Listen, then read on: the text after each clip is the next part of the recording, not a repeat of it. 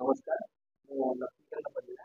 ଆମର କାଳଖଣ୍ଡର ଗୋଟେ କାର୍ଯ୍ୟକ୍ରମ ଆମେ ଆରମ୍ଭ କରିବାକୁ ତାର ଦର୍ପଣ ଏବଂ ତାର ଭାଗ ଏକ ଆମେ ଆରମ୍ଭ କରିବାକୁ ଯାଉଛୁ ଯେ କିଛି ସମ୍ବେଦନଶୀଳ ଘଟଣା ଯାହା ଭାରତରେ ଯୋଉଟା କି ଖବରକାଗଜ ହଉ ଟେଲିଭିଜନରେ ମୁଖ୍ୟ ଶିରୋନାମା ହଉଛି ଆଉ ଲୋକମାନେ ସେ ବିଷୟରେ ଘଟଣା ବିଷୟରେ ଜାଣିବା ପାଇଁ ସମସ୍ତେ ଉଦ୍ବେଗ ପ୍ରକାଶ କରନ୍ତି।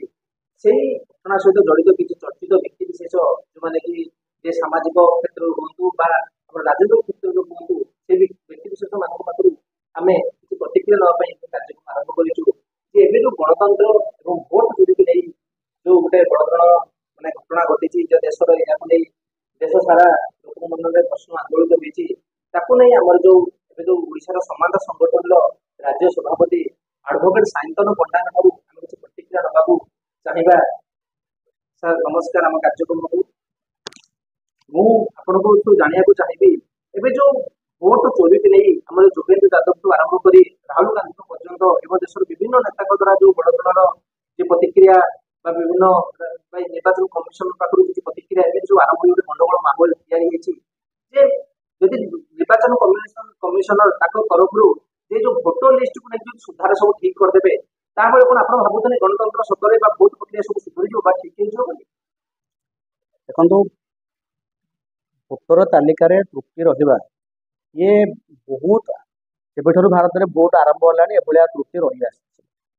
ତାକୁ ଠିକ ନିର୍ବାଚନ କମିଶନ ସମୟ ସମୟରେ କରୁଛନ୍ତି। ମାତ୍ର ଏତିକି ସତ କଥା, ତାକୁ ଠିକ କରିଦେଲେ ଭାରତରେ ଗଣତନ୍ତ୍ର ପ୍ରତି ଯୋଉଭଳି ବିପଦ ଅଛି ଏଥିରେ ଏଇଟା ଠିକ କରିଦେଲେ ଯେ ସବୁ ବିପଦ ପଳେଇବ। ଏଇ ବିପଦ ଗୋଟେ 1% ମଧ୍ୟ ନୁହେଁ। ଭାରତର ଭୋଟର ଲିଷ୍ଟ ସଜାଡି ହେଇକି ତ୍ରୁଟିପୂର୍ଣ୍ଣ ହେଇକି ରହିବା।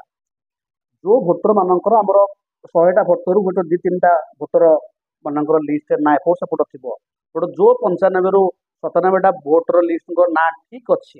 ସମସ୍ୟା ହଉଛି ସେଇ ଭୋଟର ମାନେ କେମିତି ଭୋଟ ଦଉଛନ୍ତି, କଣ ପ୍ରଭାବିତ ହେଇକି ଭୋଟ ଦଉଛନ୍ତି, ସତରେ କଣ ସେମାନେ ଦଳର ବିଚାରଧାରାକୁ ମଧ୍ୟରେ ତୁଳନା କରିକି ଭୋଟ ଦଉଛନ୍ତି ନା ପଇସା ନେଇକି ଭୋଟ ଦଉଛନ୍ତି। ସିମ୍ପଲ କଥା କହିବାକୁ ଗଲେ ସାଧାରଣ ଭାବରେ ଯେବେଠାରୁ ଭାରତର ଗଣତନ୍ତ୍ର ସହିତ ବିଭିନ୍ନ ବ୍ୟକ୍ତି ବିଶେଷ ମାନେ ଜଡିତ ଅଛନ୍ତି ତାକୁ ସମୀକ୍ଷା କରୁଛନ୍ତି। ସମସ୍ତେ କହିବା ପାଇଁ ଯଦି ବା ଦ୍ୱିଧା ତାଙ୍କ ମନରେ ଅଛି, ବଟ୍ ଏହା ସମସ୍ତେ ଜାଣନ୍ତି ଅଧିକାଂଶ ଭୋଟର ଅଧିକାଂଶ ରାଜନୈତିକ ଦଳ ଠାରୁ ମେନ୍ ଷ୍ଟ୍ରିମ୍ ରାଜନୈତିକ ଦଳ ଠାରୁ ଯୋଉମାନେ ଆଗ ଧାଡିର ରାଜନୈତିକ ଦଳ ସବୁ ରାଜନୈତିକ ଦଳ କଥା କହୁଛନ୍ତି। ଯୋଉମାନେ ବି ଆଗ ଧାଡିର ରାଜନୈତିକ ଦଳ ଜିତୁଛନ୍ତି ଭୋଟରେ ସମସ୍ତଙ୍କ ଠାରୁ ପଇସା ନେଇକି ତାଙ୍କ ରାଜନୈତିକ କର୍ମୀ ମାନେ ଗାଁ ଗହଳିରେ କେମିତି ପଇସାକୁ ପହଞ୍ଚେଇବେ ତାର ଦିନ ତମାମ କାର୍ଯ୍ୟକ୍ରମ ସ୍ଥିର ହୋଇଥାଏ। ଉପର ଭାବରେ ଖାଲି ଯାହା ପ୍ରଚାର ବିଚାରଧାରା ସେ ସବୁ ଅଯଥା କଥା ସାଧାରଣ ଭୋଟରମାନଙ୍କ ପାଇଁ ସେମାନେ ସେ ବିଷୟରେ ଜାଣନ୍ତି ହିଁ ନାହିଁ। ଯିଏ ଭଲ ଭାବରେ ପଇସାକୁ ଲୋକଙ୍କ ପାଖରେ ଠିକ ସେ ମ୍ୟାନେଜମେଣ୍ଟ କରି ତାଙ୍କର କର୍ମୀଙ୍କ ଦ୍ୱାରା ପହଞ୍ଚାଇ ପାରିଲା ସେଇ ଦଳ ଇଲେକ୍ସନରେ ଜିତେ। ଏଇଟା ହଉଛି ଭାରତର ବାସ୍ତବ ରାଜନୈତିକ ଅବସ୍ଥା ବର୍ତ୍ତମାନ ପରିସ୍ଥିତି, ତାକୁ ସ୍ୱୀକାର କରିବାକୁ ପଡିବ। ତ ଏଇ ବିପଦ କେମିତି ଦୂର ହବ ତା ଦିଗରେ ରାଜନୈତିକ ଦଳ ମାନେ ସୁପ୍ରିମକୋର୍ଟ, ନିର୍ବାଚନ କମିଶନ ଏବଂ ଯୋଉମାନେ ବି ବିଭିନ୍ନ ବ୍ୟକ୍ତି ବିଶେଷ ଭିତରେ କାମ କରୁଛନ୍ତି, ରାଜ୍ୟଙ୍କ ସମୀକ୍ଷକ ଭାବରେ କାମ କରୁଛନ୍ତି, ଯୋଗେନ୍ଦ୍ର ଯାଦବ ଆରମ୍ଭ କରିକି ଏଡିଆର ପର୍ଯ୍ୟନ୍ତ, ତ ସମସ୍ତେ ତା ପ୍ରତି ଯତ୍ନଶୀଳ ନହେଲେ ଏଇ ବିପଦ ଦୂର ହବ ନାହିଁ। ଇଏ କେବଳ ଉପର ଠାର ଭାବରେ ଲକ୍ଷ ଲୋକଙ୍କର 65 ଲକ୍ଷ ଲୋକଙ୍କର ଭୋଟ ନାଁ କଟି ଯାଇଛି, ଆମେ ତାକୁ ନାଁ ଯୋଡିଦେବୁ, ଏ ସମସ୍ୟା ଅତି କ୍ଷୀଣ ସମସ୍ୟା। ଏ ସମସ୍ୟା ସବୁବେଳେ ରହି ଆସୁଥିଲା। ଇଏ ଗୋଟେ ବଡ ସମସ୍ୟା ନୁହଁ, ଇଏ ଠିକ ବି ହେଇଯିବ। ବଡ ସମସ୍ୟା ହଉଛି ଯୋଉ ଭୋଟର ମାନଙ୍କର ନାଁ ଠିକ ଅଛି ସେମାନେ ସତରେ ବିଚାରଧାରା ପ୍ରଭାବିତ ହେଇକି ଭୋଟ ଦଉଛନ୍ତି ନା ପଇସା ନେଇକି ଭୋଟ ଦଉଛନ୍ତି। ଆଚ୍ଛା, ଏଭଳି ଯୋଉ ଭୋଟ ଚୋରି କଥା କହୁଛନ୍ତି ଭୋଟ ଏପଟ ସେପଟ କହୁଛନ୍ତି ବା ଲୋକମାନେ ବିଚାରଧାରାରେ ପ୍ରଭାବିତ ନ ହୋଇକି ମୁଁ ତ କହିବି ଯେ ଭୋଟ ଚୋରିରେ କେବଳ ନିର୍ବାଚନ କମିଶନ ଯେ 65 ଲକ୍ଷ ଲୋକଙ୍କର କି ଲକ୍ଷ ଲୋକଙ୍କର ଭୋଟ ବାଙ୍ଗାଲୋରରୁ କି ବିହାରରୁ 65 ଲୋକଙ୍କର ଭୋଟ ଚୋରି କରିଦେଲେ ତା ନୁହଁ। ଭୋଟ ଚୋରିରେ ବର୍ତ୍ତମାନ ଏଭଳିଆ ପରିସ୍ଥିତି ସୃଷ୍ଟି ହେଇଛି, ନିର୍ବାଚନ କମିଶନଙ୍କ ଠାରୁ ଆରମ୍ଭ କରି ବିଭିନ୍ନ ରାଜନୈତିକ ଦଳର ତୁଙ୍ଗ ନେତା, ବଡ ବଡ ନେତା ଯୋଉମାନେ ଟପ୍ ଲିଡର, ତାଙ୍କର ଜାଣତରୁ ଆରମ୍ଭ କରିକି ଗ୍ରାମାଞ୍ଚଳର ଝୁମ୍ପି ଝୁପୁଡିରେ ରହୁଥିବା ଲୋକମାନେ ଯୋଉ ସାଧାରଣ ଭୋଟର ସମସ୍ତେ ଭୋଟ ଚୋରିରେ ସାମିଲ ଅଛନ୍ତି। ଆପଣ କହୁଛନ୍ତି ଯୋଉ ଜନତା ଜନାର୍ଦ୍ଦନ କୁହାଯାଉଛି, ଯୋଉମାନଙ୍କୁ ଗଣତନ୍ତ୍ରର ହିଁ ତାକୁ ପୁରା ଆତ୍ମା ବୋଲି କୁହାଯାଉଛି, ଯେ ସେଇମାନଙ୍କୁ ଆପଣ ଚୋର ବୋଲି କହୁଛନ୍ତି। ଯଦି ସେମାନଙ୍କୁ ଚୋର କୁହାଯିବ, ଯୋଉ ଦେଶର ଗଣତନ୍ତ୍ର ଏତେ ପର୍ଯ୍ୟନ୍ତ ଲୋକମାନେ ଭୋଟ ଦଉଛନ୍ତି, ପ୍ରତିବର୍ଷ ଇଲେକ୍ସନ ହଉଛି, ତାହେଲେ ଗଣତନ୍ତ୍ର ତ ବିପଦରେ ପଡିଯିବ। ଗଣତନ୍ତ୍ର ଅଲରେଡି ଭାରତରେ ବିପଦରେ ପଡିକି ଅଛି। ବିପଦରେ କେବଳ ପଡୁନି, ଗଣତନ୍ତ୍ର ମୋଟାମୋଟି କିଛି ନାହିଁ ବୋଲି କହିଲେ ଚଳିବ ମଧ୍ୟ। କୌଣସି ବି ରାଜନୈତିକ ଦଳ ଯେତେବେଳେ ବି ନିର୍ବାଚନରେ ଜିତୁଛନ୍ତି ସେମାନେ କେବଳ ପଇସା ମ୍ୟାନେଜମେଣ୍ଟ କରିକି ଲୋକଙ୍କ ଭୋଟରମାନଙ୍କ ପାଖରେ ତାଙ୍କ କର୍ମୀଙ୍କ ଜରିଆରେ କିଭଳି ପଇସା ଠିକସେ ପହଞ୍ଚିବ ତାର ମ୍ୟାନେଜମେଣ୍ଟ କାରଣରୁ ହିଁ ଭୋଟ ଜିତୁଛନ୍ତି। ଯେଉଁମାନେ ରାଜନୈତିକ ସମୀକ୍ଷକମାନେ ସେମାନେ ମଧ୍ୟ ଟିଭି ଆଗରେ ଯଦିଓ ସମୀକ୍ଷା କରୁଛନ୍ତି ତାଙ୍କ ବିଚାରଧାରା ଲୋକମାନଙ୍କୁ ଏହା ଭଲ ଲାଗିଲା, ତାଙ୍କୁ ଜାତିଗତ ଲୋକମାନଙ୍କୁ ଭଲ ଲାଗିଲା, ସେମିତି କିଛି ବି ନୁହଁ। ମୁଁ ଆମ ଜାଣତରେ ହଉଛି ସେମାନେ ବି ଏହା ସମୀକ୍ଷା କରିଥାଉଛନ୍ତି ଯେ କୋଉ ଦଳ କିଭଳି ଭାବରେ ଲୋକମାନଙ୍କ ପାଖରେ ଠିକସେ ପଇସା ପହଞ୍ଚେଇ ପାରିଛି। ସେଇଥିପାଇଁ ସେ ତାକୁ ଦେଖିକି ହିଁ ଏକ୍ଜିଟ୍ ପୋଲ୍ ବାହାରୁଛି। ଏଇଟା ନିଶ୍ଚୟ ସତ କଥା। ଏଥିରେ କୌଣସି ପ୍ରକାର ପଇସା ଠିକ ସେ କୋଉ ଜାଗାରେ ବଣ୍ଟା ହେଲା ସେଇଆକୁ ଲକ୍ଷ୍ୟ କରି ଏକ୍ଜିଟ୍ ପୋଲ୍ ହଉଛି। ଆଉ କଣ ଲୋକମାନଙ୍କର ବିଚାରଧାରା ଏମିତି ମୋଦି କି ରାହୁଲ କହୁଛନ୍ତି ସିପୋଲୋଜିଷ୍ଟ ମାନେ ଅଛନ୍ତି ଦେଶରେ ବଡ ସିପୋଲୋଜିଷ୍ଟ ସେମାନେ ପଇସା ରାତି ଅଧରେ କାହା ପାଖରେ ଠିକସେ ପଇସା ପହଞ୍ଚୁଛି ତାକୁ ଆକଳନ କରିକି ଏକ୍ଜିଟ୍ ପୋଲ୍ ସେମାନେ ଭଲ ଭାବେ ଆଗକୁ ଜାଣିଛନ୍ତି। ପଇସା ବଣ୍ଟାକୁ ଲକ୍ଷ୍ୟ କରି ଏକ୍ଜିଟ୍ ପୋଲ୍ ହଉଛି। କାଁ ଭାଁ ଲୋକ ଯିଏକି ବିଚାରଧାରା ଦ୍ୱାରା ପ୍ରଭାବିତ ହେଇକି ଭୋଟ ଦଉଛନ୍ତି ତ ତାଙ୍କର ଭୋଟ ସହିତ ଏକ୍ଜିଟ୍ ପୋଲ୍ର ବା ଜିତିବା ହାରିବାର କୌଣସି ସମ୍ପର୍କ ନାହିଁ। ତ ତାଙ୍କୁ ଗଣିବାର କୌଣସି ଆବଶ୍ୟକତା ନାହିଁ। ଯୋଉମାନେ ଏକ୍ଜିଟ୍ ପୋଲ୍ ବାହାର କରୁଛନ୍ତି, ସମୀକ୍ଷା କରୁଛନ୍ତି, ରାଜନୈତିକ ସମୀକ୍ଷକ ମାନେ ଅଛନ୍ତି, ପଣ୍ଡିତ ମାନେ ଅଛନ୍ତି, ସେମାନଙ୍କର ଇଏ ହଉଛି ଯେ କୋଉ ଦଳ କେତେ ଭଲ ଭାବରେ ଭୋଟର ପାଖରେ ଗାଁ ଗଣ୍ଡରେ ନଦୀ ନାଳ ନର୍ଦ୍ଦମା ଦେଇ ଲୋକଙ୍କ ପାଖରେ ଠିକସେ ପଇସା ପହଞ୍ଚାଇ ପାରିଛି। ସିଏ ଜିତିବ ଭୋଟରେ ତ ସେଇ ଅନୁସାରେ ସେମାନେ ରାଜନୈତିକ ପଣ୍ଡିତ ମାନେ ଆଲୋଚନା କରନ୍ତି। ଏଇଗୁଡାକ ଯୋଉ ଭୋଟ ଚୋରି କଥା କହୁଛନ୍ତି ବଡ ପ୍ରସଙ୍ଗ ଦେଶରେ ଉଠିଛନ୍ତି ଯେ ଯୋଉ ଭୋଟ ଚୋରିଟା କେତେ ଦିନ ହେଲା ଚାଲିଛି ବୋଲି ଆପଣଙ୍କୁ ଲାଗୁଛି? ମାନେ ୟା ପାଇଁ ନିର୍ବାଚନ କମିଶନ ଦାୟୀ ନା ସାଧାରଣ ଲୋକ ଦାୟୀ ନା ନେତା ମାନେ ଦାୟୀ? ଦାୟୀ କେତେ ଦିନ ଯୋଉମାନେ ବି ଭୋଟ ପ୍ରକ୍ରିୟାରେ ଅଛନ୍ତି ନିର୍ବାଚନ କମିଶନଠୁ ଆରମ୍ଭ କରିକି ସାଧାରଣ ଭୋଟର ପର୍ଯ୍ୟନ୍ତ ସମସ୍ତେ ଯୋଉ ଭୋଟର ଅଧିକାର ଭଗବତ ସିଂଠୁ ଆରମ୍ଭ କରିକି ମହାତ୍ମା ଗାନ୍ଧୀ ପର୍ଯ୍ୟନ୍ତ ତାଙ୍କ ଜୀବନ ପରିବାରକୁ ଉତ୍ସର୍ଗ କରିକି ସେମାନେ ଦେଇଛନ୍ତି। ସେଇ ଭୋଟକୁ ବିକିବାରେ, ଭୋଟକୁ ଚୋରି କରିବାରେ ଭାରତର ସାଧାରଣ ଲୋକଠୁ ଆରମ୍ଭ କରିକି ନିର୍ବାଚନ କମିଶନ ପର୍ଯ୍ୟନ୍ତ ସମସ୍ତେ ତାକୁ ବିକୁଛନ୍ତି ବା ତାକୁ ଡକାୟତି କରୁଛନ୍ତି ଦିନ ଦ୍ୱିପହରେ ଏବଂ ସେଇଟା କରିବାଟାକୁ ମଧ୍ୟ ଗର୍ବ ଅନୁଭବ ବି କରୁଛନ୍ତି ଆମେ କରିପାରୁଛୁ ଠିକସେ ବୋଲି। ଏବଂ ଏହା ନିହାତି ଦୁଃଖଦ କଥା। ବଟ୍ ସତକୁ ଗ୍ରହଣ ନ କଲେ ତାର ସମାଧାନ ହେଇପାରିବ ନାହିଁ। ଏହା ସତ୍ୟ ଯେ ଆମର ଯୋଉ କେବଳ ଖଣ୍ଡିଏ ଭୋଟ ଦବା ପାଇଁ ଯେତେ ଲୋକଙ୍କର ଜୀବନ ଯାଇଛି ସ୍ୱାଧୀନତା ସମୟରେ, ଜେଲ୍ ଭୋଗିଛନ୍ତି, କଳାପାଣି ଭୋଗିଛନ୍ତି, ତ ତାଙ୍କର ପ୍ରତିବଦଳରେ ଯୋଉ ଭୋଟର ଅଧିକାର ସାଧାରଣ ଲୋକଙ୍କୁ ଗାଁ ଗଣ୍ଡରେ ମିଳିଲା ସେମାନେ ସାଧାରଣ ଲୋକଠୁ ଆରମ୍ଭ କରିକି ନେତାମାନେ, ନିର୍ବାଚନ କମିଶନର ମାନେ ସମସ୍ତେ ସେଇ ଭୋଟକୁ ସେମାନେ ବିକୁଛନ୍ତି କିମ୍ବା ଚୋରି କରୁଛନ୍ତି କିମ୍ବା ତାକୁ ମୁଲଚାଲ କରୁଛନ୍ତି। ଏଥିରେ କହିବାର କୌଣସି ଜିଦ ନାହିଁ, ସମସ୍ତେ ଜାଣିଛନ୍ତି। ନିର୍ବାଚନ କମିଶନର ତ ରାହୁଲ ଗାନ୍ଧୀ କହିଛନ୍ତି ଯେ ତମେ ଯାହା ଭୋଟ ଉପରେ ତମେ ଯୋଉ ଆକଳନ ପ୍ରେସ କନଫରେନ୍ସ କରିଥିଲ ବା ଯାହା ତମର ହଉଛି ମାନେ ତମେ ଠିକ କହୁଛ ବୋଲି ଯେ ନିର୍ବାଚନ କମିଶନକୁ ୟା ପାଇଁ ଗୋଟେ ସତ୍ୟ ବାଟ ଆଫିଡେଭିଟ ଦିଅ ବା ଏଇଟା ଯଦି ସେମିତି ନ ଦେଇପାରୁଛ ତମେ ଭୁଲ ମାଗ, ତାହେଲେ ଏଇଟା ରାହୁଲ ଗାନ୍ଧୀ ସେମିତି କରିବା ଉଚିତ ନା କଣ? ସେଟା ରାହୁଲ ଗାନ୍ଧୀ ସତ୍ୟପାଠ ଦେଲେ ବା ନଦେଲେ ଭାରତର ଗଣତନ୍ତ୍ରରେ କୌଣସି ସୁଧାର ଆସିବାର ନାହିଁ। ସତ୍ୟପାଠ ଯଦି ଭାରତର ଜନସାଧାରଣର ପ୍ରତ୍ୟେକ ଲୋକ ଏଇ ସତ୍ୟପାଠ ଦେଇପାରିବେ କି ଆଜିର ଦିନରେ, ସେମାନେ କେବେ ମଧ୍ୟ ପଇସା ନ ନେଇକି ଭୋଟ ଦେଇଛନ୍ତି। ହୁଏତ କାଁ ଭାଁ ଭାରତର 140 କୋଟି ଲୋକରୁ ଗୋଟିଏ ଭୋଟର ବୋଧେ ସେଥିରୁ ବାହାରିବେ ନାହିଁ ଯୋଉମାନେ କି ସତ୍ୟପାଠ ଦେଇପାରିବେ, ଠାକୁରଙ୍କ ଆଖିରେ ମିଶେଇ କହିପାରିବେ ଯେ ମୁଁ ବିନା ସ୍ୱାର୍ଥରେ ବିନା ପଇସା ଲୋଭରେ ଭୋଟ ଦେଇଛି ବୋଲି। ବା ରାଜନୈତିକ କର୍ମୀ ହେଇଛି ବିନା ସ୍ୱାର୍ଥରେ କୌଣସି ବି ଦଳର ରାଜନୈତିକ କର୍ମୀ ମୁଁ ହେଇଛି କେବଳ ସେ ରାଜନୈତିକ ଦଳର ବିଚାରଧାରାକୁ ବଢାଇବା ପାଇଁ। ମୁଁ କଣ୍ଟ୍ରାକ୍ଟରେ ପଇସାରେ ମୋର ଲୋଭ ନାହିଁ, ମୋର ପଇସା ବାଣ୍ଟିବାରେ ମୋର ହାତ ନାହିଁ। ମୁଁ କେବଳ ବିଜେପିର ରାମ ମନ୍ଦିରକୁ ଦେଖିକି ବା କଂଗ୍ରେସ ଧର୍ମନିରପେକ୍ଷତାକୁ ଦେଖିକି କି ବିଜେଡିର ଓଡିଶା ପ୍ରୀତିକୁ ଦେଖିକି ମୁଁ କର୍ମୀ ହେଇଛି। କେତେ ଜଣ କର୍ମୀ କହିପାରିବେ, କେତେ ଜଣ ଭୋଟର କହିପାରିବେ? କେହି କହିପାରିବେ ନାହିଁ। ସେମାନେ ସମସ୍ତେ ଗୋଟେ ପଇସାର ଚେନ୍ ଦ୍ୱାରା ସେମାନେ ତାଙ୍କ ଭୋଟକୁ ଏବଂ ଭୋଟ ପ୍ରଚାରକୁ ଭୋଟ ଦବାକୁ ସେମାନେ ବିକୁଛନ୍ତି। ଏବଂ ଇଏ ଆମର ଯୋଉ ସ୍ୱାଧୀନତା ସଂଗ୍ରାମୀ ଯୋଉମାନେ ଏତେ କଷ୍ଟରେ ତାକୁ ଆମକୁ ଭୋଟ ଅଧିକାର ଦେଇଛନ୍ତି ତାଙ୍କ ପ୍ରତି ବିଶ୍ୱାସଘାତକତା। ତ ତାଙ୍କୁ ସମ୍ମାନରେ କେବଳ ଆମେ ସମ୍ମାନ ନ ଜଣେଇକି ଏବେ ଭୋଟ ବିକୁଥିବା ଜନସାଧାରଣ ମାନଙ୍କୁ ଆମେ କଣ ଶବ୍ଦ ଆପଣ ବ୍ୟବହାର କଲେ, ଜନତା ଜନାର୍ଦ୍ଦନ ବୋଲି କହିକି ଆମେ ଖସିଯିବା ଯେ ଜନତା ଜନାର୍ଦ୍ଦନ ବଢିଆ ପଇସା ନେଇକି ଭୋଟ ଦଉଛନ୍ତି ବୋଲି। ତ ଏଇଟା ଅପମାନଜନକ ସ୍ୱାଧୀନତା ସଂଗ୍ରାମୀ ମାନେ ଯୋଉମାନେ ତାଙ୍କ ଜୀବନ ବଳିଦାନ ଦେଇଛନ୍ତି। ଭୋଟ ବ୍ୟବସ୍ଥାକୁ ନେଇ ଗଣତନ୍ତ୍ର ଅଷ୍ଟମ ନବମ ଦଶମ କ୍ଲାସରେ ପଢା ହଉଛି ଗଣତନ୍ତ୍ର ମାନେ କଣ, ଯେ ଲୋକମାନେ ନିଜ ଭୋଟ ଠିକ ସେ ଦେଇ ସରକାର କରିପାରିଲେ ତାକୁ ଆମେ ଗଣତନ୍ତ୍ର ସାଧାରଣ ଭାଷାରେ ବୁଝୁଛନ୍ତି। ତାହେଲେ ଯୋଉ ଗଣତନ୍ତ୍ର କଥା ଆମେ କହୁଛନ୍ତି, ତାହେଲେ ଯଦି ଆପଣଙ୍କର ଗଣତନ୍ତ୍ରକୁ ବିରୋଧ କରୁଛନ୍ତି ଏ ବ୍ୟବସ୍ଥାକୁ, ତାହେଲେ କଣ ରାଜା ଶାସନ ଭଲ ଥିଲା? ନାଇଁ, ଆମେ ଗଣତନ୍ତ୍ରକୁ ବିରୋଧ କରୁନା। ଏତେ କଷ୍ଟରେ ଯୋଉ ମହାପୁରୁଷ ମାନେ ଗଣତନ୍ତ୍ର ହେଉ ବୋଲି, ଭୋଟ ଦିଆଯାଉ ବୋଲି, ଲୋକମାନେ ଭୋଟ ଦିଅନ୍ତୁ ବୋଲି ଜନସାଧାରଣ ଏତେ କଷ୍ଟରେ ଏଇ ବ୍ୟବସ୍ଥାକୁ ଆଣିଛନ୍ତି, ସମ୍ବିଧାନକୁ ଆଣିଛନ୍ତି, ଆମେ ତାଙ୍କୁ କାହିଁକି ବିରୋଧ କରିବୁ ଏବଂ ତାଙ୍କୁ ତ ଆମେ ସମ୍ମାନ ଜଣାଉ। ବଟ୍ ସେମାନେ ଯୋଉ ଉଦ୍ଦେଶ୍ୟରେ ଏଇ ଭୋଟ ଦେବାର ଅଧିକାରକୁ ସେମାନେ ଆଣିଥିଲେ, ସେମାନେ କ'ଣ ଏଇଥିପାଇଁ ଭଗତ ସିଂ ଫାଶୀ ପାଇଥିଲେ, ସୁଖଦେବ ରାଜଗୁରୁ ଫାଶୀ ପାଇଥିଲେ ଯେ ଗାଁ ଗହଳିର ସବୁ ଲୋକମାନେ ସବୁ ରାଜନୈତିକ ଦଳରୁ ରାତି ଅଧରେ ହଜାର ହଜାର ଟଙ୍କା ପଇସା ନେବେ ଭଲରେ ଭଲରେ?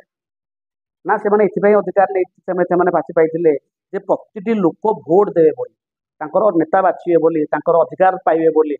ସିଏ ଏଥିପାଇଁ କେହି ଫାଶୀ ପାଇନଥିଲେ ଯେ ପୁରା ଗାଁ ଗହଳିର ଅଧିକାଂଶ ଲୋକ ହଜାର ଟଙ୍କା ରାତି ଅଧରେ ସୁରୁଖୁରୁରେ ପାଇବେ ଭୋଟର କାର୍ଡ ଖଣ୍ଡେ କରି। ଏଥିପାଇଁ କରୁନଥିଲେ। ସେମାନେ ଯୋଉ ଉଦ୍ଦେଶ୍ୟରେ ଗଣତନ୍ତ୍ର କରିଥିଲେ ସେଇ ଗଣତନ୍ତ୍ର ରକ୍ଷା କରିବା ପାଇଁ ଆଜି ଏଇ କଠୋର ସତ୍ୟକୁ କହିବା ଦରକାର। ଆମେ ଗଣତନ୍ତ୍ର ସୁରକ୍ଷା ପାଇଁ ଏ କଠୋର ସତ୍ୟକୁ କହୁ। ଆମେ ତ ସମସ୍ୟା ବିଷୟରେ କଥା ହେଲେ ପ୍ରାୟ ତମ କାର୍ଯ୍ୟକ୍ରମରେ ଚେଷ୍ଟା କରୁଛୁ ସମସ୍ୟା ସହିତ ଯୋଉମାନେ ଆମର ଅତିଥି ଆସୁଛନ୍ତି ସେମାନେ ସମାଧାନର କିଛି ବାଟ କୁହନ୍ତୁ ଯୋଉଟା କି ଆକୁ ନେଇକି ଲୋକମାନେ ସମ୍ବେଦନଶୀଳ ହେବେ, ଆଗାମୀ ଦିନରେ ଆକୁ ନେଇ ଲୋକମାନେ ଜାଣିବେ ଯେ ପରିବର୍ତ୍ତନ ଯୋଉ ଅବସ୍ଥାକୁ ପରିବର୍ତ୍ତନ କରିବା ପାଇଁ ଚାହିଁବେ। ଆପଣ ନିହାତି ଗୋଟେ ବହୁତ ବଡ଼ ପ୍ରସଙ୍ଗ ଦେଶକୁ କହିଛନ୍ତି, ଯୋଉଟା କି ଏ କଥା ମଧ୍ୟ ରାହୁଲ ଗାନ୍ଧୀଙ୍କ ପାଖରେ ପହଞ୍ଚୁ, ନରେନ୍ଦ୍ର ମୋଦିଙ୍କ ପାଖରେ ପହଞ୍ଚୁ, କି ନିର୍ବାଚନ କମିଶନ ପାଖରେ ପହଞ୍ଚୁ, ଦେଶର ପ୍ରତିଟି ଲୋକଙ୍କ ପାଖରେ ପହଞ୍ଚୁ ବୋଲି ଆମର ଆଶା। କିନ୍ତୁ ଏହାର ସମାଧାନ ଆକ୍ଚୁଆଲି କ'ଣ? ଦେଖନ୍ତୁ, ପ୍ରତିଟି ସମସ୍ୟାର ସମାଧାନ ଅଛି। ଆମର ପ୍ରକୃତି ହିଁ ହେଉଛି ସମାଧାନ ପ୍ରିୟ। ଆମ ଯୋଉ ବି ସମସ୍ୟା ହଉ ତାକୁ ଆମେ ସମାଧାନ ନ କରିପାରିଲେ ବି ପ୍ରକୃତି ତାକୁ ସମାଧାନ କରିବ, ଭଗବାନ ତ ସମାଧାନ ତାକୁ କରୁଛନ୍ତି। ତ ଏତେ କଷ୍ଟରେ ଯୋଉ ଗଣତନ୍ତ୍ର ଭୋଟ ଦ୍ୱାରା ଅଧିକାର ସାଧାରଣ ଲୋକମାନେ ପାଇଛନ୍ତି, ତାକୁ ଯଦି କୌଣସି କାରଣରୁ ସେମାନେ ବିକୁଛନ୍ତି ବା ଚୋରି କରୁଛନ୍ତି ବା ଡକାୟତି କରୁଛନ୍ତି, ଯୋଉ ଭଳିଆ ଭାଷାରେ ବି ଆମେ କହିବା, ସମସ୍ତଙ୍କୁ ତା ଭିତରୁ ମୁକୁଳେଇକି ଆଣିକି ସେଇ ଯୋଉ ଚକ୍ରବ୍ୟୁହରୁ ମୁକୁଳେଇକି ଆଣିକି ସୁସ୍ଥ ଗଣତନ୍ତ୍ର କରିବାର ସମାଧାନ କରିବା ପାଇଁ ହେଲେ ଆମକୁ ପ୍ରଥମେ ଲୋକମାନଙ୍କୁ ଏଇ ଦିଗରେ ସଚେତନ କରିବାକୁ ପଡ଼ିବ। ସ୍ୱାଧୀନତା ପୂର୍ବରୁ ନେତାମାନେ ଯେତେବେଳେ ଭୋଟ ହଉନଥିଲା, ଲୋକମାନଙ୍କର ଚରିତ୍ରକୁ ସୁଧାରିବା ପାଇଁ, ଲୋକମାନଙ୍କ ମନରେ ଗଣତାନ୍ତ୍ରିକ ଭାବନା ବଢାଇବା ପାଇଁ ଯୋଉ ଭଳିଆ ଭାବରେ ବିଭିନ୍ନ କାର୍ଯ୍ୟକ୍ରମ ନଉଥିଲେ, ମହାତ୍ମା ଗାନ୍ଧୀ ନଉଥିଲେ, ଭଗତ ସିଂ ନଉଥିଲେ, ଲାଲ ବାହାଦୁର ଶାସ୍ତ୍ରୀ ନଉଥିଲେ, ଏବେର ଭୋଟ ଯେବେଠୁ ଆରମ୍ଭ ହେଇଛି ନେତାମାନେ ତାହା କରୁନାହାନ୍ତି। ଏବେ ଲୋକମାନଙ୍କର ବିଭିନ୍ନ ଯୋଉ ଖରାପ ଗୁଣ ଅଛି ତାକୁ ବରଂ ବଢେଇକି କିଭଳି ଭାବରେ କେବଳ କ୍ଷମତାରେ ରହିବା, ତାହା ରାଜନୈତିକ ଲୋକମାନଙ୍କର ଗୋଟେ ବର୍ତ୍ତମାନ ତାଙ୍କର ଅଭ୍ୟାସରେ ପରିଣତ ତାଙ୍କର ହେଇଗଲାଣି। ଏବଂ ଯୋଉ ସାଧାରଣ ଲୋକମାନେ ମଧ୍ୟ ତାଙ୍କର ଖରାପ ଗୁଣକୁ ସେମାନେ ଆସ୍ତେ ଆସ୍ତେ ତାଙ୍କର ଲୋଭ, ତାଙ୍କ ମନରେ ଥିବା ଈର୍ଷାକୁ ସେମାନେ ତ ନିଜେ କମେଇବା କାଁ ଭାଁ ଲୋକ କମେଇ ପାରିବେ। ତ ସେଥିପାଇଁ ଏଇଟା ନେତାମାନଙ୍କର ଆରମ୍ଭ କରିକି ନିର୍ବାଚନ କମିଶନ ମାନଙ୍କର ଦାୟିତ୍ୱ ଯେ ଲୋକମାନଙ୍କର ଥିବା ଖରାପ ଗୁଣକୁ ବ୍ୟବହାର ନ କରିକି ଲୋକମାନଙ୍କ ମନରେ ଥିବା ବିଭିନ୍ନ ପ୍ରକାର ଯୋଉ ଖରାପ ଗୁଣ ଅଛି ତାକୁ କିଭଳି ଦମନ କରିକି ତାଙ୍କୁ ଗୋଟେ ସୁସ୍ଥ ଗଣତାନ୍ତ୍ରିକ ବାତାବରଣକୁ ଆଣିବେ, ଯୋଉଟାକି ଅଣାଯାଇପାରିବ। କାରଣ ଭାରତରେ ଏପଟେ ଲୋକ ଭୋଟ ଚୋରି କରୁଛନ୍ତି, ବିଜେଡି ବିଜେପି କଂଗ୍ରେସର କର୍ମୀମାନେ ପଇସା ପାଉଛନ୍ତି କଣ୍ଟ୍ରାକ୍ଟରି କରିକି, କଣ୍ଟ୍ରାକ୍ଟର ବି ସରକାରଙ୍କୁ ଠକୁଛନ୍ତି, ସତ କଥା। ବଟ ସେଇ କର୍ମୀମାନେ, ସେଇ ବିଜେଡି ବିଜେପି କଂଗ୍ରେସର ସବୁ ଦଳର କର୍ମୀମାନେ ଯଦି ଗୋଟେ ରାତି ଅଧରେ ଆକ୍ସିଡେଣ୍ଟ ହଉଛି, ଦିନରେ ଆକ୍ସିଡେଣ୍ଟ ହଉଛି, ତାଙ୍କର ବିନା ତାଙ୍କର କୌଣସି ଲୋକପ୍ରିୟତା ଆବଶ୍ୟକତା ନାହିଁ, ସେମାନେ ତାକୁ ଉଦ୍ଧାର କରି ଯାଉଛନ୍ତି ଏବଂ ଉଦ୍ଧାର କରୁଛନ୍ତି ମଧ୍ୟ, ମେଡିକାଲରେ ପହଞ୍ଚୁଛନ୍ତି ମଧ୍ୟ। ଏବଂ ତାଙ୍କର ଏଥିରେ ସେମାନେ ଯଦି ସତରେ ହିଁ ସେମାନେ କମ୍ପ୍ଲିଟଲି ତାଙ୍କର ମାନସିକତା ଅତ୍ୟଧିକ ଖରାପ ହେଇସାରିଥାନ୍ତା, ସେମାନେ ବିନା ଲୋକପ୍ରିୟତା ଏବଂ ସେମାନେ ଯିଏ ପେସେଣ୍ଟ ତାର ଥ୍ୟାଙ୍କ ବି ଚାହୁଁନାହାନ୍ତି ସେମାନେ।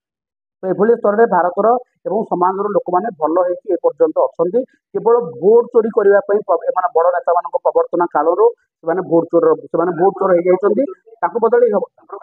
ଲୋକମାନେ ମଧ୍ୟ ଏବେ ଗଣତନ୍ତ୍ର ଲୋକମାନେ ମଧ୍ୟ ନିହାତି ତାଙ୍କ ପ୍ରଭାବରେ ପ୍ରଭାବିତ ହୋଇକି ଲୋକମାନେ ବି ଭଲ ଅଛନ୍ତି। ଏବେ ବି କୌଣସି ରାଜନୈତିକ ଦଳ ବା ଲୋକମାନଙ୍କର ମାନବିକ ଆବେଗ ଯାହା ଥିଲା ତାହା ଅଛି। କେବଳ ଭୋଟ ଦିଗରେ ଯେତେବେଳେ ଗଣତନ୍ତ୍ର କଥା ଆସୁଛି ସେ ଦିଗରେ ଲୋକମାନେ ଭୋଟ ଚୋର ହେଇଯାଇଛି। ଅନ୍ୟ ମାନବିକ ଆବେଗ ଲୋକମାନଙ୍କର ଯାହା ଥିଲା ତାହା ଅଛି। କେବଳ ଗଣତନ୍ତ୍ର ଏବଂ ଭୋଟ ଏ କ୍ଷେତ୍ରରେ ଲୋକମାନେ ଚୋର ହେଇସାରିଛନ୍ତି, ଅଧିକାଂଶ ଲୋକମାନେ ଚୋର ହେଇସାରିଛନ୍ତି। ଏଥିରେ କହିବାର କୌଣସି ଦ୍ୱିଧା ନାହିଁ। ଯଦି ସତ୍ୟତାକୁ ଆମେ ଠିକ ସେ ଗ୍ରହଣ ନ କରିବା, ନ କହିବା କହିବା, ତାହେଲେ ତାକୁ ସମାଧାନ ହେଇପାରିବ ନାହିଁ। ତେଣୁ ଲୋକମାନଙ୍କର ଯେହେତୁ ଅନ୍ୟ ମାନବିକ ଆବେଗ ଏ ପର୍ଯ୍ୟନ୍ତ ଠିକ ଠାକ ଅଛି, ତାଙ୍କ ନିକଟରେ ଏଇ ଯୋଉ ଭୋଟ ଚୋରି ନ କରିକି ଏବଂ ତାଙ୍କର ଭୋଟର ମୂଲ୍ୟକୁ ବୁଝେଇବା, ଭଗବତ ସିଂଙ୍କର ଫାଶୀ ଏବଂ ମହାତ୍ମା ଗାନ୍ଧୀଙ୍କର ବଳିଦାନ ଏମାନଙ୍କର କଥାକୁ ତାଙ୍କ ନିକଟରେ ପହଞ୍ଚେଇବା ବଡ କଷ୍ଟ କାମ ହବ ନାହିଁ। ତାଙ୍କୁ ପହଞ୍ଚେଇ ହବ, ତାଙ୍କୁ ଲୋକମାନଙ୍କୁ ଠିକ କଥା ପହଞ୍ଚେଇ ହବ। ତା ସହିତ ଗୋଟେ କଥା, ରାଜନୈତିକ ଦଳ ଏମାନେ ଅଛନ୍ତି, ସେମାନେ କଣ ଲୋକଙ୍କର ଯୋଉ ବ୍ୟକ୍ତିଗତ ଚରିତ୍ର ଏଭଳି ତିଆରି ହେଇଛି ବା ଏମାନେ ଆପେ ଆପେ ତିଆରି ହେଇଛି ନା ତାକୁ ତିଆରି କରାଯାଇଛି? ପ୍ରତ୍ୟେକ ମଣିଷ ପାଖରେ କିଛି ଭଲ ଗୁଣ ଖରାପ ଗୁଣ ଅଛି। ମାନବିକ ଆବେଗ ଯାହା ଲୋକମାନଙ୍କ ମନରେ ଅଛି, ନ୍ୟାୟ ଧର୍ମ ଅଧର୍ମ ଗତି ଅନ୍ୟ ସବୁ ଦିଗରେ ଲୋକମାନଙ୍କର ମାନବିକ ଆବେଗ ଧର୍ମ ତାଙ୍କ ସତ୍ୟ ପ୍ରତି ପ୍ରତିବଦ୍ଧତା ସବୁ ଜାଗାରେ ଅଛି ଏବେ ବି ଅଛି। କେବଳ ଭୋଟ ଏବଂ ଗଣତନ୍ତ୍ର କଥା ପଡିଲା ବେଳେ ତାଙ୍କର ମସ୍ତିଷ୍କକୁ ଏଭଳି ଭାବରେ ତାଙ୍କୁ ସଜାଡି ଦିଆଯାଇଛି ରାଜନୈତିକ ଲୋକମାନଙ୍କ ଦ୍ୱାରା ତାଙ୍କୁ ଲାଗୁଛି ଯେ ଭୋଟ ଚୋରି କରିବା ଗୋଟେ ବଢିଆ କାମ। ଅନ୍ୟ ସବୁ ଦିଗରେ ଯଦି ସେ ମାନବିକ ଦୃଷ୍ଟିକୋଣରେ ଅଛନ୍ତି ଏ ଦିଗରେ ତାଙ୍କୁ ଯଦି ଆମେ ବୁଝେଇ ପାରିବା ଯେ ଦେଖ ତମର ଭୋଟ ଚୋରି କରିବା କେତେ ପାପ କାମ, ଇଏ କେବଳ ମାନେ ଠାକୁରଙ୍କଠୁ ଆରମ୍ଭ କରିକି ସ୍ୱାଧୀନତା ସଂଗ୍ରାମୀ ପର୍ଯ୍ୟନ୍ତ ସମସ୍ତଙ୍କର ଏଇଟା ମାନ ସମ୍ମାନର କଥା। ଏଥିରେ ତମେ କାହା ପ୍ରତି ତମେ ବିଶ୍ୱାସଘାତକତା କରୁଛ ଭୋଟ ଚୋରି କରିକି। ସାଧାରଣ ଲୋକମାନେ କେବେ ଭୋଟ ଚୋରି କରିବେ ନାହିଁ, ଯଦି ତାଙ୍କୁ ଆପଣଙ୍କର ବୁଝେଇବା ପାଇଁ ଦରକାର, ଯଦି ଆପଣଙ୍କର ଧୈର୍ଯ୍ୟ ଦରକାର ବୁଝେଇବା ପାଇଁ। ଯେ ଆପଣଙ୍କୁ ଯୋଉ ସମାଜ ସଂଗଠନ କରିଛନ୍ତି ଛୋଟ ଦଳଟେ ଯେ ଆମେ ବି ଆପଣଙ୍କ ପାଖରୁ ପୂର୍ବରୁ ପଚାରୁଛୁ ଛୋଟ ଦଳ କୋଉଟା ହାତମନ୍ତି କେତେ ଜଣ କର୍ମୀ ଅଛନ୍ତି ଯେ ଆପଣଙ୍କୁ କଣ ଲାଗୁଛି ଯେ ଆପଣ ଏତିକି ଲୋକଙ୍କୁ ନେଇ ଆପଣ ଯୋଉ ଏତେ ବଡ ପ୍ରସଙ୍ଗ ଉପରେ ଦେଶର ବଡ ନିର୍ବାଚନ କମିଶନ ରାଜନୈତିକ ଦଳ ଆପଣ ଯୋଉ କଥାକୁ ନେଇକି ଭୋଟ ଚୋରି କରିବା ଏମାନେ ତାକୁ ମାନୁପୁଲେଟ କରୁଛନ୍ତି ଭୋଟ ମାଧ୍ୟମରେ ଯୋଉ ବଡ ପ୍ରହାର ଆପଣ କରୁଛନ୍ତି ଯେ ଆପଣ ଏତେ କମ ଲୋକଙ୍କୁ ନେଇକି ଆପଣ ଏତେ ବଡ ଜିନିଷ ସବୁ ସାମ୍ନା କରିପାରିବେ, ଆପଣଙ୍କୁ ଡର ଲାଗୁନି? ଦେଖନ୍ତୁ ଯୋଉ ବି ସମସ୍ୟାକୁ ସମାଧାନ କରିବାକୁ ହେଲେ କିଏ ନା କିଏ ଆସିକି ତାକୁ ମଞ୍ଜି ବୁଣିବାକୁ ପଡେ। ଯେତେବେଳେ ଭାରତରେ ସ୍ୱାଧୀନତା ସଂଗ୍ରାମ ଆରମ୍ଭ ହେଇଥିଲା କଂଗ୍ରେସ ଦଳ 7-8ଟା ଲୋକଙ୍କୁ ନେଇକି ବନ୍ଦ କୋଠରୀ ଭିତରେ ତିଆରି ହେଇଥିଲା। ସେ 90 ବର୍ଷ ପରେ କଂଗ୍ରେସକୁ ହୁଏତ ସେମାନେ ଯୋଉମାନେ ପ୍ରଥମ ଥର ପାଇଁ 8-9 ଜଣ ବସିଥିଲେ ସେମାନେ ହୁଏତ ଭାରତର ସ୍ୱାଧୀନତା ରୂପକୁ ଦେଖିପାରିଲେ ନାହିଁ, ମାତ୍ର ସେମାନଙ୍କ ଉଦ୍ଦେଶ୍ୟ 90 ବର୍ଷ ପରେ ହଉ 100 ବର୍ଷ ପରେ ହଉ ପୂରଣ ହେଇଛି। ଆମେ ଯେତେବେଳେ କୌଣସି ପ୍ରସଙ୍ଗକୁ ଉଠଉଛେ ଆମେ ଯଦି ଲୋଭ ରଖିବା ଯେ ଏଇ 5 ବର୍ଷ ଭିତରେ ଆମକୁ ବି ଭୋଟ ଦରକାର, ଆମକୁ ଗୋଟେ ସିଟ୍ଟେ ମିଳିଯିବ, ଗୋଟେ ମୁଖ୍ୟମନ୍ତ୍ରୀ ହେଇଯିବ, ଗୋଟେ ପ୍ରଧାନମନ୍ତ୍ରୀ ହେଇଯିବ, ଏମଏଲଏ ହେଇଯିବ, ତାହେଲେ ଆମେ ଏଇ କାମ ନ କରିକି ବିଜେଡି ବିଜେପି ଯାହା କରୁଛନ୍ତି ଆପଣଙ୍କ କଂଗ୍ରେସ ଭୋଟ ଯାହା ପ୍ରତି ଲୋକ ନାହିଁ? ଭୋଟ ପ୍ରତି ନିହାତି ଆମର ଭୋଟ ଲୋକମାନେ ଭଲ ଲୋକମାନଙ୍କର ଯୋଉମାନେ କି ଏଇ ସବୁ ଚୋରି ଭୋଟ ଡକାୟତରୁ କ୍ଷାନ୍ତ ହେଇକି ଗୋଟିଏ ବି ଭୋଟ ଯିଏ ଦବ ତାହା ଆମ ପାଇଁ ବହୁତ ମୂଲ୍ୟବାନ, ତା ପ୍ରତି ଆମର ଲୋଭ ଅଛି। ମାତ୍ର ଯିଏ ପଇସା ନେଇକି ଭୋଟ ଚୋରି କରିକି ଡକାୟତ କରିକି ଭୋଟ ଦବ ସେଭଳିଆ ଗୋଟେ ବି ଭୋଟ ଆମର ଆବଶ୍ୟକ। ଆଚ୍ଛା ୟାର ପରିବର୍ତ୍ତନ କରିବା ପାଇଁ ଆପଣ କଣ କଣ ଷ୍ଟେପ ନେଇପାରିବେ, କଣ ଆଗାମୀ କଣ ଆପଣଙ୍କର? ଲୋକମାନଙ୍କର ବିଭିନ୍ନ ମାନବିକ ଆବେଗ ଅଛି, ଲୋକମାନେ ବହୁତ ଭଲ ଭାରତୀୟ ଲୋକମାନେ, ଭଲ ଭାରତୀୟ କାହିଁକି ଭାରତ ପୃଥିବୀର ଲୋକ ଜନସାଧାରଣ ମାନଙ୍କର ମାନବିକ ଆବେଗ ଅଛି। ଯେ ଯୋଉ ଧର୍ମର ଯୋଉ ଅଞ୍ଚଳରୁ ହେଇଥାନ୍ତି ତାଙ୍କ ମନରେ ଭୋଟକୁ ଚୋରି କରିବା ଡକାୟତି କରିବାକୁ ଯେଭଳି ଭାବରେ ତାଙ୍କ ଏବଂ କରପସନ କରିବା ଆଉ ଗୋଟେ ନେକ୍ସଟ ହଉଛି ଯେ କିଛିଟା ଦୁର୍ନୀତି ସରକାରୀ ପଇସାକୁ ଦୁର୍ନୀତି କରିବା ଯୋଉଭଳି ଭାବରେ ତାଙ୍କ ମନରେ ଏଇଟା ଗୋଟେ ପାପ ନୁହଁ ବରଂ ଏଇଟା କରିବାଟା ଗୋଟେ ବାହାଦୁରୀ ବୋଲି ତାଙ୍କ ମୁଣ୍ଡରେ ଭର୍ତ୍ତି କରିଦିଆଯାଇଛି। ତ ତାକୁ ଏଇଟା କରିବା ପାପ ଏବଂ ଇଏ ସବୁଠୁ ବଡ ପାପ, ଇଏ ସବୁଠୁ ବଡ ମାନବିକ ଆବେଗ ପ୍ରତି କୁଠାରଘାତ ବୋଲି ଯଦି ଲୋକମାନଙ୍କ ନିକଟରେ ପହଞ୍ଚେଇ ପାରିବ ଇଏ ସମାଧାନ ହେଇପାରିବ ଏବଂ ଏଇଟା ପହଞ୍ଚିବା ଏତେ ବି କଷ୍ଟସାଧ୍ୟ ନୁହେଁ। ଯଦି ଲୋକମାନେ ସମ୍ପୂର୍ଣ୍ଣ ରୂପେ ଖରାପ ହେଇଯାଇଥାନ୍ତେ ଲୋକମାନଙ୍କର ଅନ୍ୟ ସବୁ ମାନବିକ ଆବେଗ ଭଲ ଅଛି, ସବୁ ନ୍ୟାୟ ଧର୍ମ ଅଧର୍ମ ମନୋଭାବ ଭଲ ଅଛି, କେବଳ ଭୋଟ କଥା ଆସିଲେ ତାଙ୍କୁ ଲାଗୁଛି ଚୋରି କରିବା, କେବଳ ଦୁର୍ନୀତି କଥା ଆସିଲେ ତାଙ୍କୁ ଲାଗୁଛି ମୁଁ ବି ଦୁର୍ନୀତି କରିଦେବା, ବାସ୍ ଏଇ ଦିଟା କଥା। ତ ଭୋଟ ଏବଂ ଦୁର୍ନୀତି କରିବାଟା ତାଙ୍କୁ ପାପ ଲାଗୁନାହିଁ, ତାଙ୍କ ମନରେ ଏଇଟାକୁ ଗୋଟେ ପାପ ଯୋଉଟା କି ତାଙ୍କ ମନରେ ଧାରଣା ତିଆରି କରିବା ପାଇଁ ଯାହା ଯାହା ଆମର ଆବଶ୍ୟକ ପଡ଼ିବ ପଦକ୍ଷେପ ନେବା ପାଇଁ ଆମ ଦଳ ତରଫରୁ ଆମ ସଂଗଠନ ତରଫରୁ ଆମେ କରିବୁ। ଯେତେ ସମୟ ଲାଗୁ ଆମ ଜୀବନ କାଳ ଭିତରେ ଆମ ସଂଗଠନରେ ପୁରା କ୍ଷମତାକୁ ନ ଆସୁ ବା ଆମର ଚାହୁଁଥିବା ଉଦ୍ଦେଶ୍ୟ ମଧ୍ୟ ପୂରଣ ନ ହଉ ଆମର ଯାଏ ଆସେ ନାହିଁ। ଗୋଟେ ଏଭଳିଆ ଗୋଟେ ମଞ୍ଜି ବୁଣିବା ଆଜିର ପରିସ୍ଥିତିରେ ନିହାତି ଆବଶ୍ୟକ, ତାହା ଆମେ ନିହାତି କରୁଛୁ। ହୁଏତ ଆମ ଜୀବନ କାଳ ଭିତରେ ତାର ଫଳ ଆମେ ଦେଖିପାରୁ ନ ବି ଦେଖିପାରୁ। ଧନ୍ୟବାଦ ଯେ ଏଭଳି ଗୋଟେ ଆମ ଯୋଉ ଦର୍ପଣ ମାଧ୍ୟମରେ ଏଭଳି ଗୋଟେ କାର୍ଯ୍ୟକ୍ରମ ଆମେ କରୁଥିଲୁ ଯେ ଆପଣମାନେ ନିହାତି କାର୍ଯ୍ୟକ୍ରମକୁ ଆପଣମାନେ ଉପାୟ ଦେବେ ଆଉ ବହୁ ମାତ୍ରାରେ ସେୟାର କରି ଅନ୍ୟ ଲୋକମାନେ ପହଞ୍ଚେଇବେ। ତେଣୁ ଆପଣ ଏଇ କାର୍ଯ୍ୟକ୍ରମରେ ଆମର ଏଠି ସାମିଲ କରି ଆପଣଙ୍କୁ ମଧ୍ୟ ବହୁତ ବହୁତ ଧନ୍ୟବାଦ। ଆଗାମୀ ଦିନ ଯୋଉ କାର୍ଯ୍ୟକ୍ରମ ଆମର ଆଗାମୀ ବିଭିନ୍ନ ରାଜନୈତିକ ସାମାଜିକ ବ୍ୟକ୍ତି ବିଶେଷ ବିଭିନ୍ନ ଯୋଉ ଘଟଣା ବାବଦରେ ଆମେ ଆଗାମୀ ଦିନରେ ବିଭିନ୍ନ ସେମାନଙ୍କ ପ୍ରତିକ୍ରିୟା ମଧ୍ୟ ନେବୁ, ଆପଣମାନେ ନିହାତି ଭାବରେ ଦେଖିବେ ଆଉ ଏ କାର୍ଯ୍ୟ